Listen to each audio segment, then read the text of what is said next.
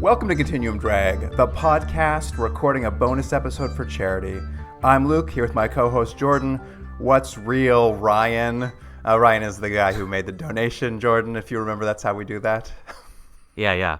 You know, I have two things I was going to mention what's real. First, I wrote down a quote I really liked from this episode that we're going to be talking about eventually, which is, he goes, "The idea that married people make hot monkey love while sleeping in separate beds went out with Lucy and Ricky." And I thought, what a piece of writing, you know?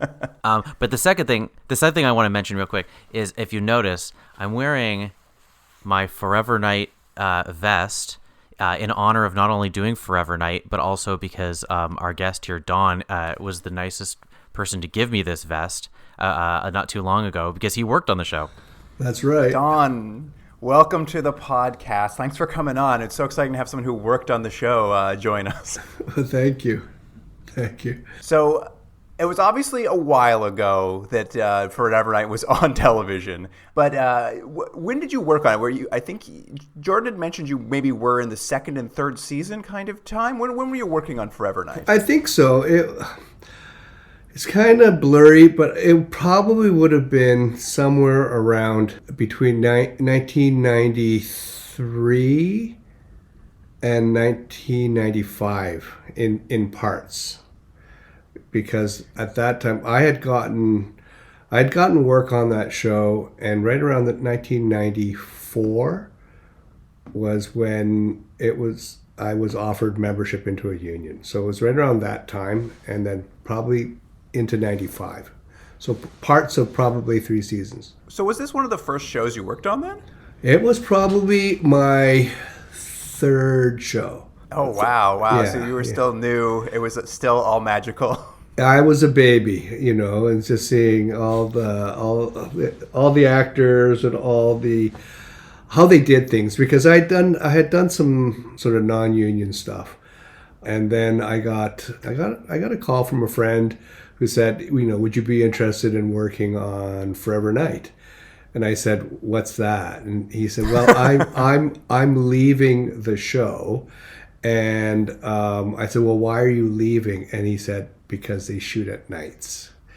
And that's the whole thing. It's just like they went through a lot of different people, because we would quite often start, if it was in the summertime, really late. And then we would work till about 6 o'clock, 7 o'clock in the morning. So it was a grind. So it went through a lot of people. So that's how I got on.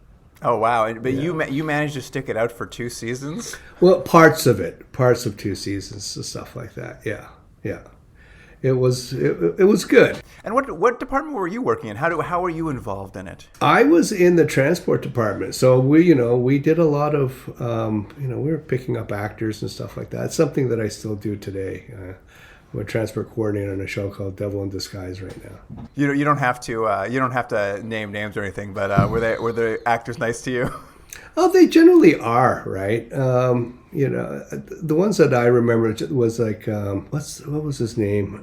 John Kapelos, right? And of course. You know, John Kapelos. Skanky. Yeah, Skanky. And then like all of them. We got a chance to like drive them all around and stuff like that.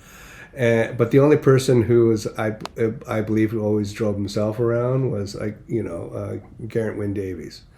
So we didn't. Oh, really? I didn't really get a chance to really talk to him. You know, just see him on set and stuff like that. But all the other ones, you know, we really sort of got to know them over time. I hope Garrett drove his convertible everywhere. I hope that's what he was staying in character. He drove the convertible everywhere he went.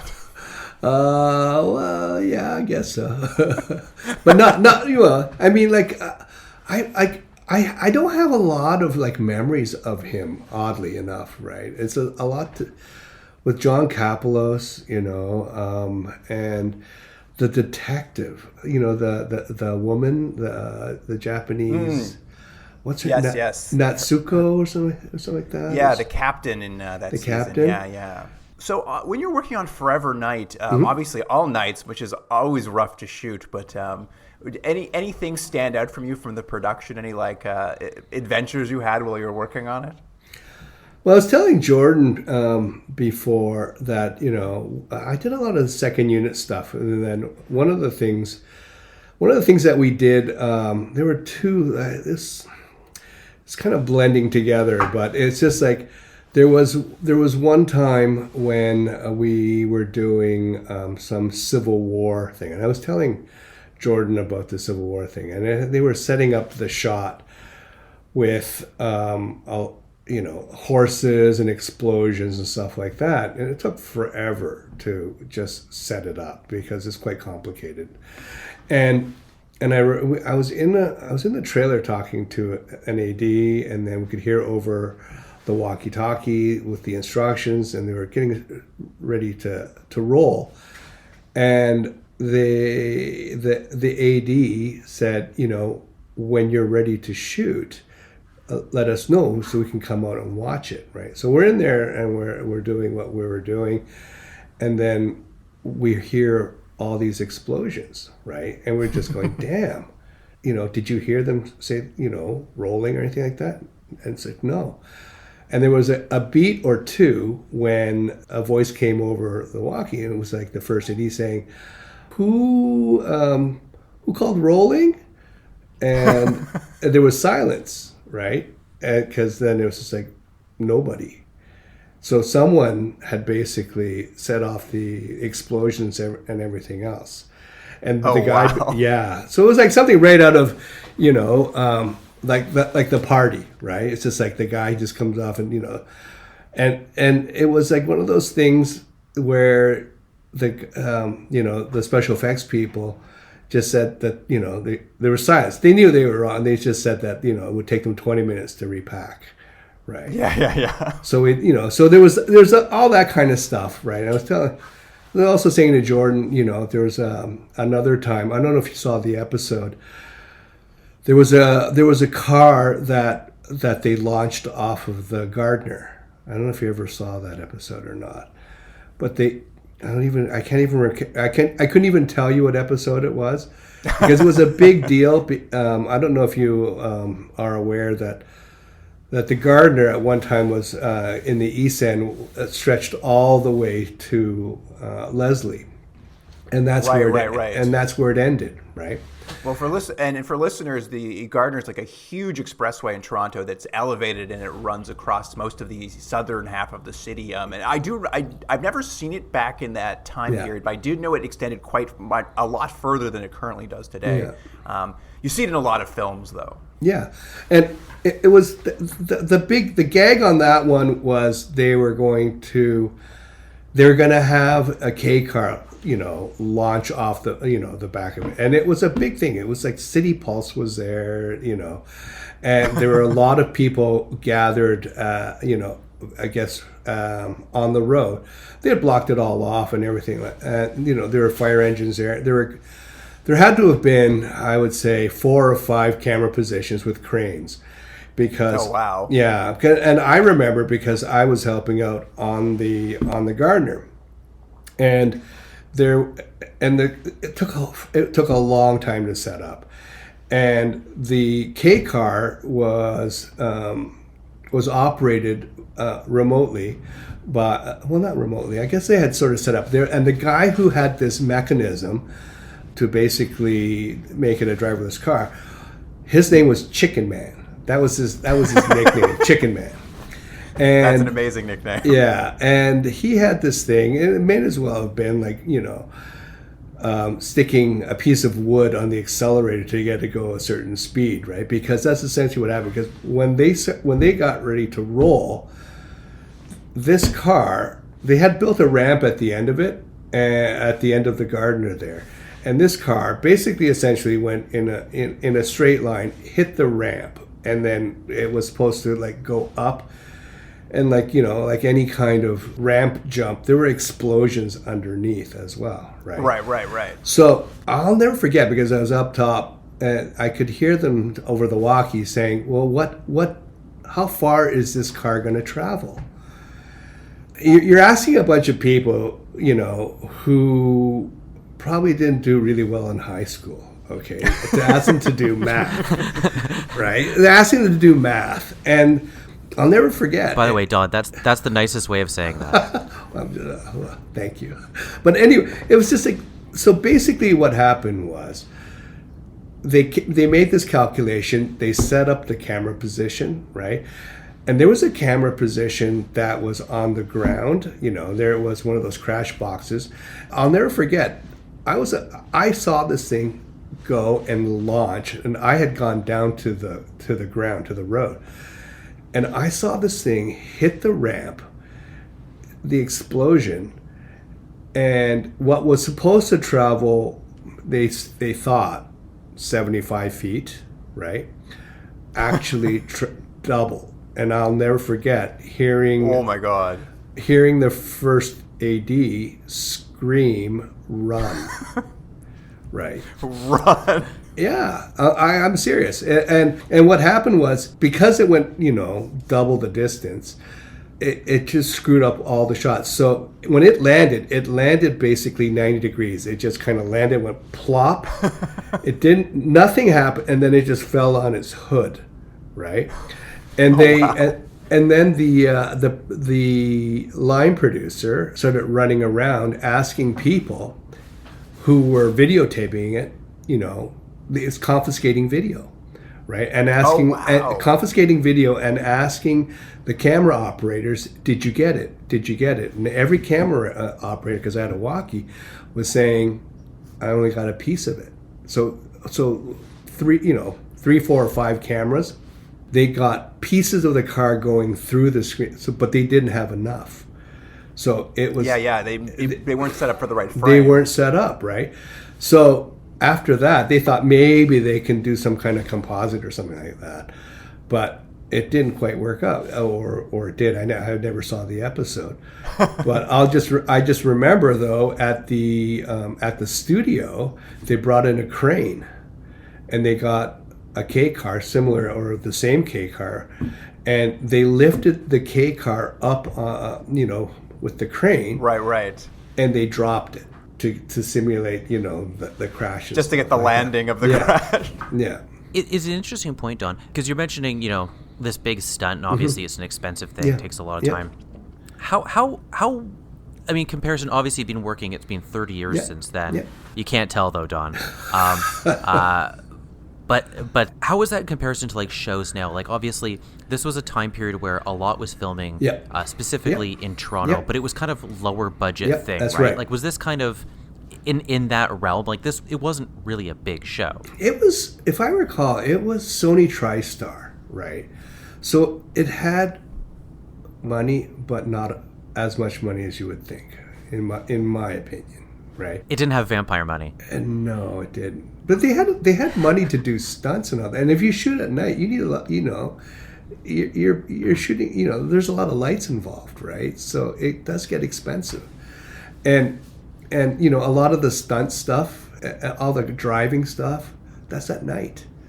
The budget, I would say, it doesn't look like it was like a big budget thing, but it's hard to say, right? I would say that it probably does, but for instance, a lot of the stunt stuff, they only had like one or at most a couple of takes. I don't recall ever like doubles, triples, of cars or anything like that. Well, I mean, it's interesting because it also a lot of flashbacks in the show, a lot of period piece stuff too. So doing a lot with a little, it felt like. Well, I think that's it, right? I mean, it's just, from what I recall, it's just like, you don't spend a lot of time. You're just moving on, right? You get something, you move on, and stuff like that. And when I was talking to a friend today, we're going on about, our memories, like our most vivid memories are of the things that went wrong. Right, and how, of course, how there was a stunt guy who was, all those shots of In Forever Night of the vampires flying. Yeah. Okay. Yeah. So we were going over that, and he was telling me I didn't see it. He told me that he was on set one time, and there was a crane, and there was a stunt man who was rigged to the crane.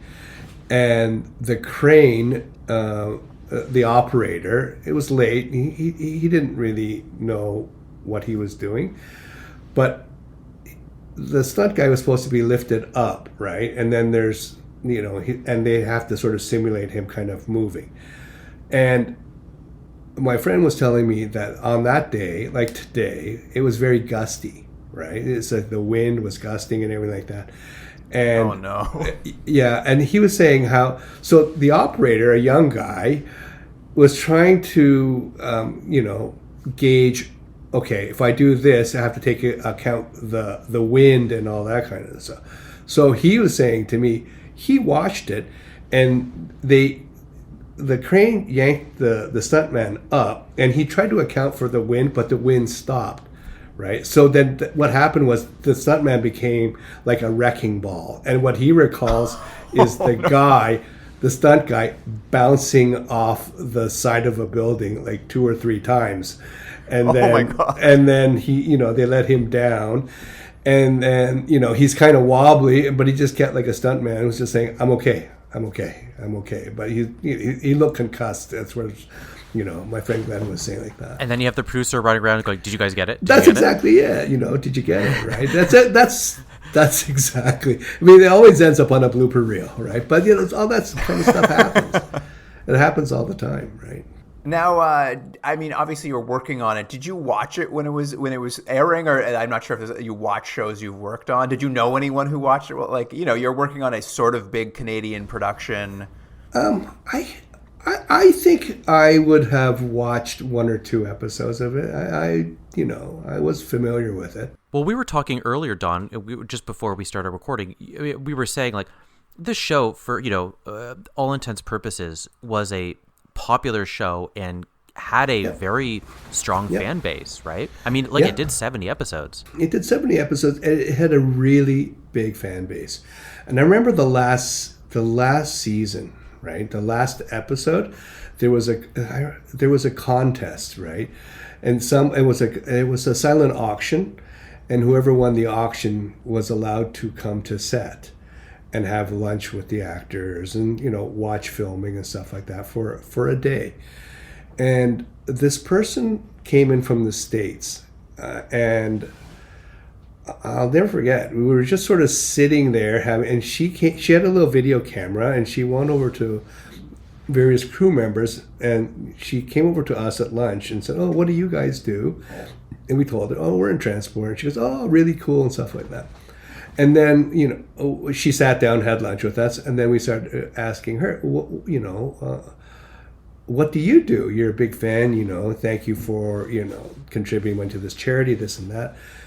And she said, oh, I'm part of something right now called the Human Genome Project. Oh, wow. Yeah. So she was like the scientist who was, actually doing something for humanity. And here we are making vampire TV. I mean, who are we talking about 30 years later? I know, exactly, right? I mean, it was good.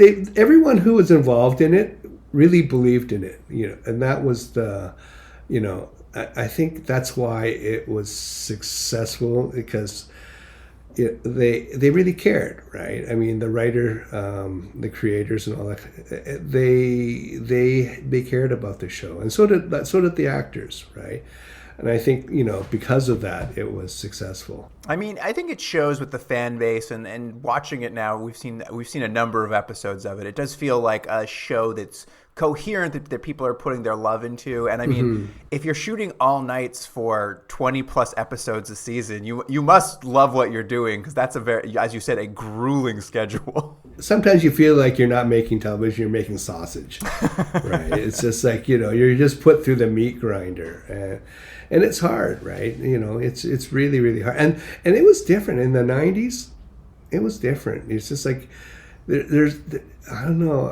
It seems to me that there's a lot more safety on sets now. It's back. Well, I was gonna say you can't launch a car into a crowd of people anymore. No, that was really something to behold, though. That was a big thing. I can imagine it's your first sort of union TV show, and you're Yeah. seeing a car launch off the Gardner Expressway and overshoot its mark by a significant amount. It's going to stick with you. But what is it for you guys? Why do you love it so much? Well, Jordan has a love-hate relationship with it. I'd never seen it before when it was on air, but when we started watching it, this is not typically like, it's a little cheesy. It's very melodramatic. It's very vampire-y. Yeah. So it's not normally a kind of thing I watch, but it slowly won me over because it has a real tone and a real sense of itself which can be very silly, but like is also kind of fun to watch. I can see why it got such a cult following. There's something about it that's intoxicating. It never took itself too seriously. I think that's the key, right? For something like that. They weren't trying to make something that it wasn't. It feels like it'll be very dramatic, but then also the lead vampire will climb on top of a moving bus and run across it, and it's like very fun and silly to watch. Just like watching a man climb a bus suddenly. Yeah, Jordan, why do you like it so much? I don't know if I do like it so much. We're sort of we've watched so many episodes. It's a funny thing because we watched it a while ago, then we came back, and then we went away, and then we've come back again and watched a little bit. And it's that weird thing where you're like, I can't tell. I'm like, is this good? Is it not? Is it bad? Is it me? Because there's I think what Luke's saying, there's something there, and there's something kind of funny about, because we've seen quite a few like early 90s like filmed in Canada shows where they were Canadian or they were American money, like Tech War or RoboCop and this, and they all kind of have a similar feel because they all kind of look the same. It's like not great lighting, Right. You see the same Canadian actors pop up all the time, but there's sort of a charm to the low stakes of it all, I guess. Like, is it a good show? I don't think it really is, but hey, if you have a problem sleeping, it's great. How did you find it though? You're like a baby when they started making that. Come on, Luke. How did we find out about this? Someone must have sent it to us. I think it was I think we just found it on a list somewhere because we were looking at things that had obviously been made in Canada, Right. And we were like children in the 90s, so we watched a lot of television as most 90s children did, but this one had slipped past me. I thought it was going to be interesting if only for the reason that it's one of the rare Canadian TV shows set in Canada. Like, it was set in Toronto. Mm-hmm. So I was curious just to see like what's a show set in Toronto look like in the 90s, which, very rare thing to happen, even to today, that they come in and make an American show but set in Toronto. Oh, and I should mention, saying that, man, does the city look different then. You don't think, you don't realize sometimes the change around you, but it doesn't, and sometimes like you see like major, for Luke and I and yourself have lived in Toronto at one time or another, so you see things like, oh, there's whatever. There's the ROM. Yeah, the ROM or something like that. And then other things you're like, where? I'm like, I can't even place where I am because now it's just entirely, quote unquote, revitalized or whatever they want to say. Yeah. It's just like condos or whatever. It's crazy how much of a city can change in that time. Just seeing some of the locations, like the police station. I think the police station was the one on College Street, right? Mm-hmm. Does that make sense? The police station right there on College and between Yonge and Bay. Does that sound? I think so. I think that's right. Yeah. It's such a blur. Jordan, take a note of that location for your Forever Night reality tour that you do. Don's gonna be there. He's giving out T-shirts. I'm gonna be making them and handing them out. Yeah, exactly. Yeah. Beautiful. Yeah. Don, you mentioned a nickname earlier, Chicken Man, and I know you've worked with Jordan on a few shows. What is Jordan's nickname on set? Oh my God, Boss. Boss. Well, Don, I told you I heard someone a couple of years ago that we were talking in my office, and they left, and they went to theirs, but they were just down the hallway, and then I could hear them like doing an impersonation of me, making fun because they were irritated at the answer I'd given them, and it was like, and the thing was, it was like not a flattering portrayal, but it was also pretty accurate, and I was like, well done. But they didn't give me a nickname though. It was just me. It was just an impersonation of me being an annoying person. They didn't give you a nickname? And it's like if I have one, no one, it hasn't leaked to me yet. If I've had one, you know what? It's a badge of honor to be given a nickname, right? It's all these different things, right? I mean, everyone. There was a guy called the Shit Demon, right? And he was the guy who would pump out the trailers and stuff like that. Another guy, Stinky Bob, and a lot of people had nicknames and stuff like that. It's just not so much anymore. Things have changed a lot. So HR's involved now. Feelings count. Feelings count now, I think. Well, I'm holding out hope that you get Shit Demon now. You get to take it over, Jordan. It's interesting because I find that the business has evolved, for the better, right? Well, Don, thank you so much for joining us on the podcast. It was really great to kind of get a sense of like what it was like working on the show and kind of your memories of it. Obviously, 30 years ago now, so it's so impressive how much you recall of even working on it. Well, I'm sure you'd find people going, "That's not how it happened," but that's how it happened in my mind. It's all subjective. Exactly. That's all we can ask for. Exactly. I'm the vampire here, so there you go. Well done. Thank you so much for joining us. And Jordan, thanks for setting this up for us. It was made for a very interesting interview, having watched so many episodes. Well, we'll have to go through all Don's resume, and we'll just find all the other Canadian shows he's been on, and we'll just have to keep bringing him back. What is it? Ready or Not? I don't think we're watching Ready or Not. Orphan Black. There you go. That's true. Orphan Black. These are good. These are good shows too. Much more highly esteemed. Yeah. Well, yeah, I would say so. Beachcombers. You were on Beachcombers. Oh no, that was in Vancouver. That was shot in Vancouver. I know. I think that predates Don. It does. All right. Well, Don, thank you so much for joining us, and it's been a real pleasure. All right. Thanks, Luke. Well, that was a treat. Thanks for setting that up, Jordan. Fun bonus episode for us to talk to someone from the show. Yeah. Good old Don. Every time I talk to him, he's like, "Oh, let me tell you about Forever Night." I do love that he gave you that crew vest for Forever Night. It's an amazing vest. Yeah, it is good. It's good for when I go out and shovel the driveway. Aww. It always brings back fond memories for you. Forever Night. Well, let's get into it because we have an episode to talk about. Mm-hmm. Here's the IMDb summary for season 2, episode 18, Partners of the Month. Determined to prevent Nick from taking all the glory for solving another murder case, Shanky captures the killer on his own, or so he thinks. That's not really the episode. I mean, it kind of is, but I have like the last 2 minutes. Yeah, I have a couple things I'm going to say about this. First, we'll talk about that in a bit. The kind of structure of this episode, because I don't know if it quite makes sense how they kind of playing it out. But I'll say this: we, obviously, I crap all over poor Forever Night, because we, have to keep watching it. Yeah, we're getting emails now from people who feel bad for you. I know. You sent me that thing, and I felt bad that someone was like taking upon themselves to be like, "Well, I don't want to torture Jordan anymore." but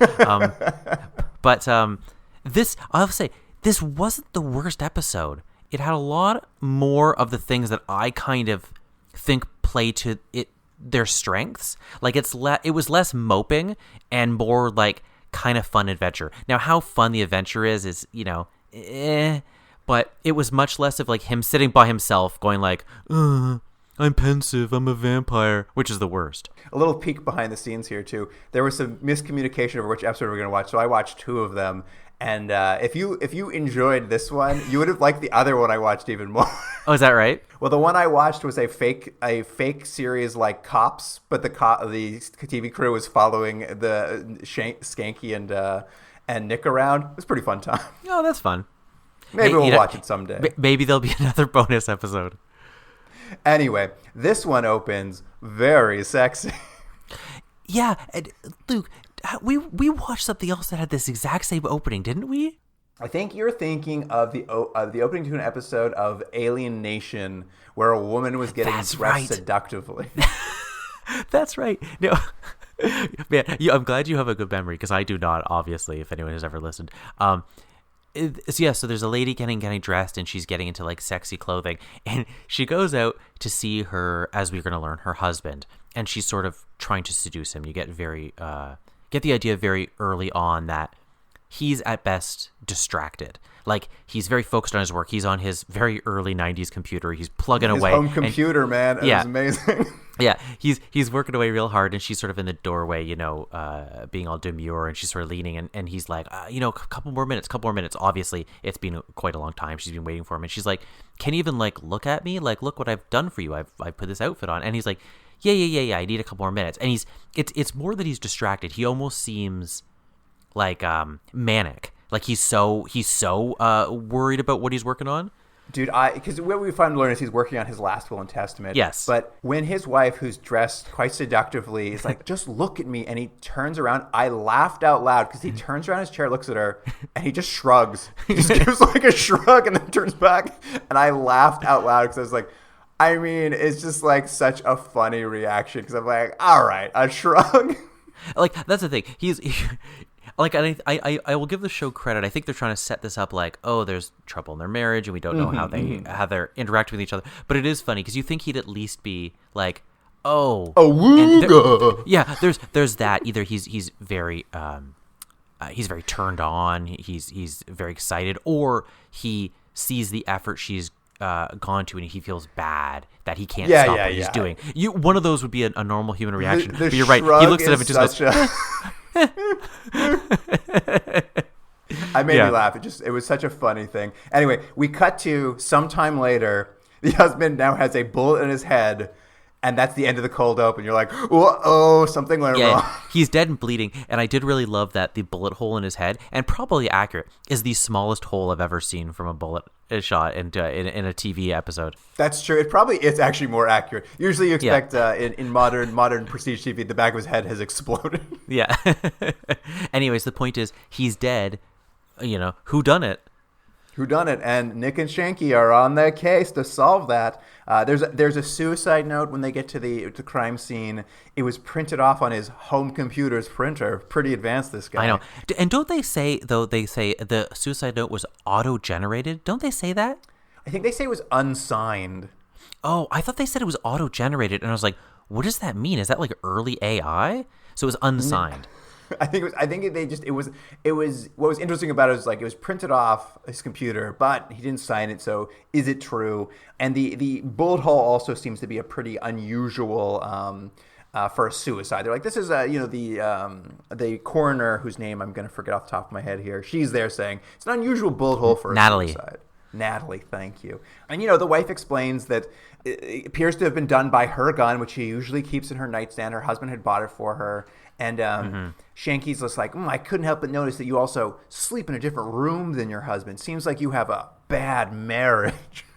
Well, and I'll say this. We're going to learn that the reason Skanky is sort of, at worst, jumping to conclusions and seems to want to tie this up very quickly is you'll find out he's in a bad marriage.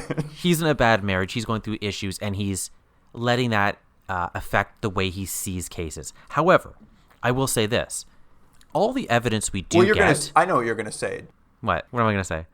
You agree with Shanky that, have you ever noticed how wives are always complaining you brought the wrong cottage cheese home? You're always like, wives, you bring home the cottage cheese and they're mad at you because it's the wrong cottage cheese. That was a weird thing, and I know what the scene's supposed to be. It's he's talking in general terms, and then as he keeps talking, he's getting more and more specific, and you realize, oh wait, he's not talking about the case. But it was, it's so dumb. Like that example, you're right. It's like, oh, the cottage cheese. I'm like, that's what you guys thought about? Okay, of all the things. It's also very early 90s. The concept of cottage cheese being brought up like that, it seems like there's a small window in time where cottage cheese was hot topic. It was a hot topic, cottage cheese. Yeah, it was like what you ate because it was like less fattening or something. There's just a time where like cottage cheese was all over the media for some reason. Oh, I didn't even realize that. But The point I was going to make earlier is that despite having his life affect his judgment on the case, I don't think he's necessarily jumping to the wrong conclusions. If you were a police officer and you came on the scene of the crime, you see that a man was maybe shot. He has a suicide letter that's conveniently the day, he's killed. His wife seems to be having a bad marriage with him. And you see all these, we'll say at best, coincidences. I mean, I don't know if he's being a bad cop. Statistically, he's probably right. No. I think, and I don't necessarily disagree with him. He's maybe just a little pushy because we realize it has to do with his marriage reflecting on this. But you're not wrong. It's not actually a wrong detective move. He's maybe just a bit too pushy about it. Yeah. But I mean, the marital trouble theme also unlocks the traditional Forever Knight flashback, in which we return to, I guess, Shakespearean times, and we get to see a series of flashbacks to when the other vampire, Jeanette, who runs the nightclub, got a divorce from Nick after their 97-year-old marriage, and then Nick just pouts the whole time. These scenes, and this is the part of Forever Knight that I hate. These scenes are so bad, and they're so useless, and they don't add to the show at all. It's like there's a formula, and they're like, every episode we have to have a flashback. We have to go to a different time period so that know that Nick has lived for a long time, and he's gone through a lot of stuff. But this is a skanky episode. You don't need... Nick can be there. He could be his vampire self. He can be a partner. He could be all that stuff. You don't need this dual thing happening. And every time they went back to the past to be like, we're talking about a painting. Aren't we vampires? Time and love. I was like, ugh, just fast forward this. This is the worst. I mean, Jordan, they were mercifully short. I don't think they lasted for more than 30 seconds of flashback. I woke up at one point with a beard. Anyway, back to the crime. That night after work, Nick is listening to the radio show that I forgot Vampire LaCroix has. I forgot that as well. And I'm sure we talked about this ad nauseum before, but how ludicrous is it that the vampire has... It's so funny. It's such a funny idea. He has a night show, and it seems like it's directed just to one person. It's just really for Nick. And instead of Dick being like, I'm not going to listen, he's like, no, I'm going to listen. It's like this weird... He listens every night. He loves it. He listens... It's so bizarre because can you imagine you were not Nick and you're listening to this? I'd be like, this seems weirdly specific, all the stuff he's saying. Seems like he's talking about one specific vampire. Do you remember Vampire LaCroix's DJ name? No, what is it? Nightcrawler. Oh, Nightcrawler. I think he says hey, welcome Nightcrawlers, doesn't he? Something like that. If people were listening. Maybe that's what he calls his listeners, the Nightcrawlers. The Crawlies or something, anyways. Anyway, there's a knock at Nick's door as he's listening. And it's Shanky. Shanky's left his wife, and he's moving in. It's a sitcom. It's a classic sitcom now. Now, I'm going to say, again, I think this was weirdly a better episode than a lot of them we've seen. We've said this a lot of times. When you watch something that's old, and this is, as we mentioned earlier, is a 30-year-old show. So you don't want to put modern lens on things. But wouldn't this have been a better episode if it was like a bottle episode, and the whole thing was just the two of them trying to live together and sort of playing off each other? And maybe they're not strong enough characters, but I think that's a more fun episode, isn't it? It's like we were talking before about Alien Nation. There was that episode where they were all in the safe house together. That would have been a better episode, all in the same room. And I feel like the same in this episode. Have the whole thing work it slowly out. By the end of the episode, you realize that they're solving the case together, and why Skanky's being the way he is because he's his marriage trouble and blah blah blah. And you kind of come to the end, you learn a little bit more about both of them. Great, and they solve a case. Boom, end of episode, home run, I mean, it would have been nice to get more odd couple stuff for sure from this, them as roommates. I mean, we get some fun stuff, Skanky has a new creed, which was, quote, life is a salad bar. That's a great creed. and he makes breakfast in the morning, which I thought was very nice. Yeah. Nick won't eat it, though, because he's a vampire. So Shanky's like, eat my breakfast. I made you a nice breakfast. Yeah. And sorry for my lack of memory about Forever Knight, but can he not even eat food a little bit? I know he drinks blood all the time in his little bottles, his wine bottles in the fridge, but can he not even fake it, or does it hurt his stomach? I can't remember. I'm not sure. Vampire lore tends to go back and forth on this. Sometimes they can eat food. Sometimes it makes them very sick. So I think this must be one where they makes him sick. And also, Jordan, there's a hilarious sequence with a hilarious duck lamp that he's brought along with him to move. That's right. The props department nailed it because he's got a lamp that's a duck, which is, I get what they're doing. They're doing he's grabbed what he can grab. He's got one box of his stuff, or he has very little that he can say is his. But it is silly that it's like his one thing is a duck lamp. I mean, it just fits the Shanky character. They like the general outline of that sort of trope is that man has a lamp that's shaped like a duck. Yeah, exactly. Anyway, a word comes from the coroner. It wasn't a murder, or it was a murder. It was not a suicide. So Nick and Shanky head to the funeral to question people. Which, is that cool? Is it cool to go to a funeral and just question people about murder? I guess you can question whoever you want. Nick talks to the deceased man's lawyer and finds out about an affair he was having with his personal assistant. He had changed his will at some point to give the assistant half his estate, though he had called the morning of his death to talk to his lawyer because he wanted to change it, but they don't know what he wanted to change the will to. While this is happening, Shanky's inside at the funeral. He's a good detective. We see Shanky's not a bad detective. He clocks the assistant who's throwing very dirty looks around, specifically at Shanky, and Shanky kind of like corners her and questions her about like her relationship with the deceased, and like she seems to be like pretty close. And great line here is he's questioning her at the funeral, and the woman's just like, "Do they train you to be this tasteless?" And Shanky goes, "No, it's genetic." Yeah, that was a pretty good line. That was a good line. But essentially, the idea being what we're seeing here is Shanky's a pretty decent detective. He's actually piecing it together himself.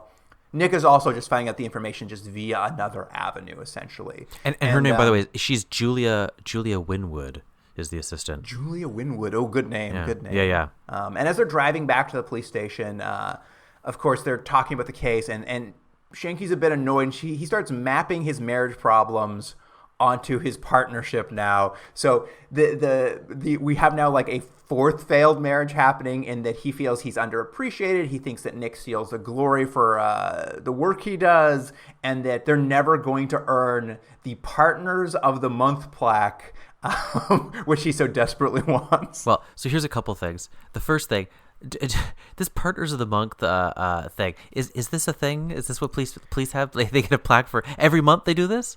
Partners of the Month every month. Okay, sure. The second thing is, this is what I mentioned at the very beginning. This is the part of the episode that I don't think makes that much sense. I think it's a bit of a leap to the idea that he is having trouble in his marriage, thus he's putting it onto the case, and he's like, well, my wife is acting this way, thus this wife in this case must also be acting this way. That makes sense, that transference. The transference of, I'm going through a divorce, thus Nick always takes credit for stuff. What was the through line for that? Like, it didn't make sense to me. It was just like, oh, we need a conflict between these two, but I didn't buy that. Was it just me? I mean, it's hard to match it to necessarily the marriage stuff because it's not quite one-to-one. I think there's a reasonable case to be made for an episode where Skanky's annoyed that Nick seems to like always get the collar. He's the hero. He's always winning these things. And as we're seeing, as you said, like Shanky's police work is pretty solid this episode. I mean, he's a little gruff about it, as he always is, but like they are trying to show that he's pretty gruff. You're not wrong. Mapping the failed marriage onto the partnership is a little iffy, but I think you're not wrong in that it's like, all right, let's just like ruin all the relationships in this episode and see where that can take us, basically. Right. Back at the police station, they talk to a computer tech who's managed to crack the victim's computer encryption, which is, quote, as hard to get as Madonna's phone number.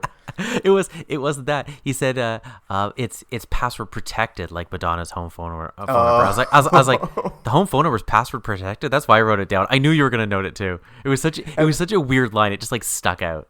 It's just a real time capsule where it's just like Madonna's phone number. Everybody's got to get it. Warren Beatty's like, I get it. Anyway, the will he's able to pull off the computer remains unchanged. It's being split 50-50 between the wife and the mistress. But he notes that the suicide note that was written on the computer was actually written 2 days before was it before or after the death? Before the death, right? Yes. Must have been 2 days before the death. Yeah, because it was printed off. Before the death. So, yeah, it's a bit odd that he'd pre-write a suicide note. I don't know if it's that odd, actually, but they're suspicious around it. And Nick wants to look into the assistant a little more, but Skanky just takes that as like a personal slight that he doesn't believe his theory that it was the wife. Yeah. And do they ever? They didn't, like, Nick never made as good a case as to why he thought it was a suicide, because that's Nick's for most of this episode, he's like, it looks like it was just a suicide, and Shanky's really pushing that it's not. But it's funny that they're conflicting. But like Nick never really made a great case other than like, you know, until Natalie says, oh, it looks like it actually was someone that shot. You know, he got shot. He was just like, oh, it was a weird thing that he was like, no, I think it's a suicide, but he had nothing really to back it up. Yeah, I mean, I'm not sure. I think for Nick, they're just trying to show him being like, I'm just going to wait and see what happens. Like, he's just kind of waiting to see where the evidence takes him, maybe more. But this disagreement over who did it causes a big roommate fight. Shanky's so pissed he's going to request a transfer in the morning. He's not going to even work with Nick anymore. He's leaving the department, and he storms out of the house, and he goes to Jeanette, the vampire's nightclub, to get drunk on tiki drinks. I also forgot she had a nightclub. That's a very vampire thing, is owning a nightclub. Absolutely. And while he's there, he has a very drunken heart-to-heart with Janice. He realizes that he actually misses his wife, and while they're talking about it, there's a break in the case. He'd give anything to get her back, so that probably means the victim would have given anything to get his wife back. So the husband must have been trying to change the will to take the money away from the assistant, and the assistant killed him. Shanky solved the case. Yeah, and that's it. He's so now it's trying to go tie up loose ends. He's got to go catch this woman. I will say I was sad that Shanky didn't appear at the assistant's house drunk, because he was drunk the scene before. I thought he should show up pretty drunk. He goes home, sleeps it off, and then he goes the next day. Well, while he's sort of on his way there, Nick also gets a call from the victim's lawyer, basically saying that someone's transferred a whole bunch of money out of the victim's account after he died, which Nick is like, okay, well, clearly it must be the assistant then, so I'll head over there too. I better get Shanky so we can head over. And he gets a call. He finds out Shanky's was at the bar, and finds out that Shanky's on his way to do the arrest by himself. Something along those lines, right? I'll just say that if you are going to murder someone, don't transfer money from their account 2 days after they're dead. Like, that's sloppy. That's sloppy work from his assistant. Sloppy murdering. She was his assistant. You think she could have slowly been funneling money over the time? Like, this was badly done. She should get caught. Well, I mean, in theory, isn't her plan that, like, she's changed the will so she'll get 50% of everything anyway? Why do the transfer? Yeah, that's right. I never even thought of that. Luke, you're absolutely right. She's even worse than I thought. Anyway, Shanky arrives at the assistant's house. He's immediately taken hostage by her at gunpoint. And Nick flies over. He's vampire flying over to help, and he sees him through the window. I loved the vampire flying because it wasn't needed at all. It was just like, he's like, I gotta get there faster. I'm like, I don't think this is faster than taking a car. It's not like he could go like 80, 90 miles an hour. So he's just... Ain't no lights in the sky, Jordan. Ain't no lights in the sky. I suppose. It's 93 though. Traffic's not that bad. It is also 3 a.m. Yeah, but anyways, he has to fly over because he's a vampire, and I like that he just like it's this weird thing of he's helping, but he can't let Shanky know because he wants Shanky to know he's getting the win, you know? Yeah, he feels bad for Shanky, so he's like, I gotta give him the win. I gotta give him the win on this one, but he's having some trouble. He's being held at gunpoint by the suspect. So when they get on the elevator, he grabs the cables of the elevator with his bare hands, forcing the elevator to suddenly stop, which gives Shanky the opportunity to get the upper hand. He's able to subdue the assistant and kind of like get the collar.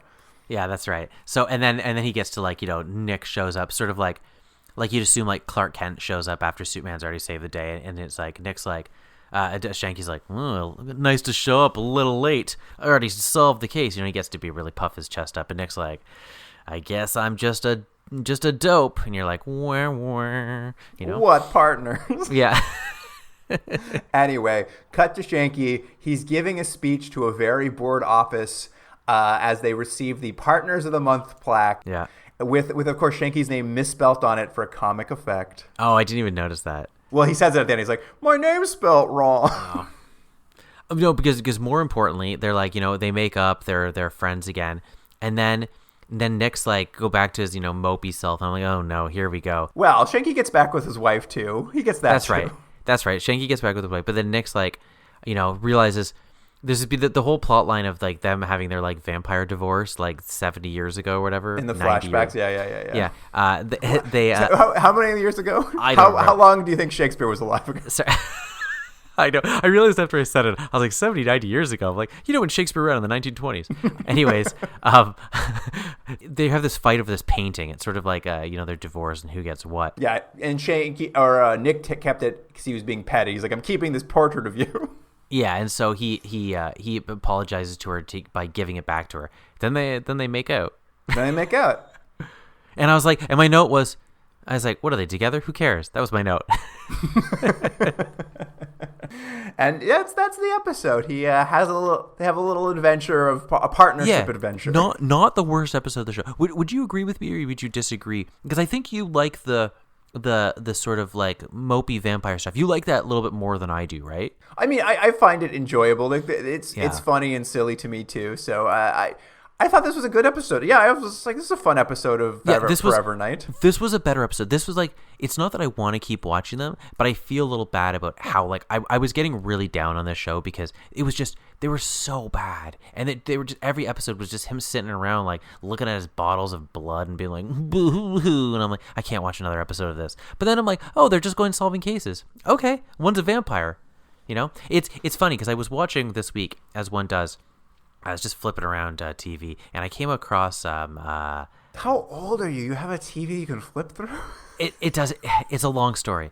What's the show? Knight Rider. I came across Knight Rider, and I'm watching Knight Rider, and I was just like, "That's all this show is. That's all it needed to be. Just to be like Knight Rider. Just have an adventure every week, But with a car instead of a car as a vampire." That's my point. That's very funny. So you're into this kind of show. I'm into this show if this is the tone. If there's less vampire moping and there's more, they're having an adventure. One happens to be a vampire. Great. Just it's my robot show, which is with a vampire. I mean, that was always the big question. Not to prolong this anymore, but that was always the big question: is you love a cop who's paired with a robot, but you hate a cop who's paired with a vampire. I'm for it if it's vampire adventures. It's not pining over paintings. Fair enough. Well, Jordan, what do you want to rate this episode? Partners of the month. Well, I'm not sure what I should give it because it's still not a good show. Like don't get me wrong, this is not a good TV show. I did love it, but I was surprised at how much better it was than previous episodes. So I'm going to give it somewhere in the middle there, 6.5. 6.5. Yeah. Jordan? I know what you're going to give it. I'll tell you what. Can I guess what you're going to give it? Okay, sure. 7.5. Well, you're wrong. I was going to give it 6.5 as well. And I think that is because I watched that other episode, which I actually really enjoyed more. So this was like a letdown for me. This was a come down from the other one. I have to go watch that then. So it's a bit of a mixed bag. I mean, I did enjoy this one. It was a fun time. It had a lot of the hallmarks of this era of show that I enjoyed. I love seeing Skanky again. I'm glad he's back. Yeah. We brought him back from the dead by going back in time. That's right. That's right. He died. I had forgotten that they killed a lot of characters in this show. And remember the last episode, everyone dies? It was terrible. Yeah, everyone died at the end. But that about wraps it up for this bonus episode. So we want to say thank you again to Ryan, who made a generous donation to the Annex Cat Rescue for the episode. For us to record this episode. We appreciate it. Also, it took us a little bit longer to get to this than we meant to, so thank you for your patience, Ryan, as we put this episode together for you. And if you, listener, want a bonus episode for charity, there'll be a little sting at the end that explains how that works, but you can always email us as well at continuumdrag@gmail.com.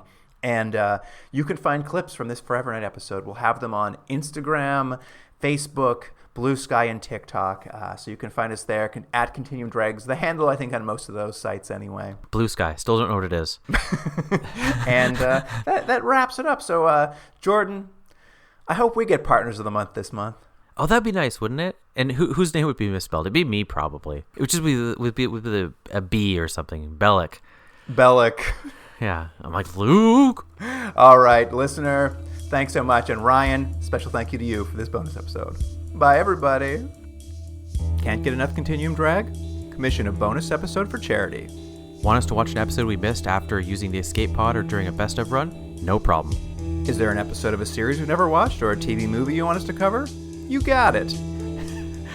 Wish we'd comment on your favorite movie, content, or other weird media? Sure, why not? All you have to do is make a donation to one of the charities selected by past guests on our website. We suggest a donation of $50 per television hour of content we're watching, but everyone's means are different, so give what you can. Get all the details about bonus episodes for charity on our website, continuumdrag.podbean.com, or follow the links in our social media profiles.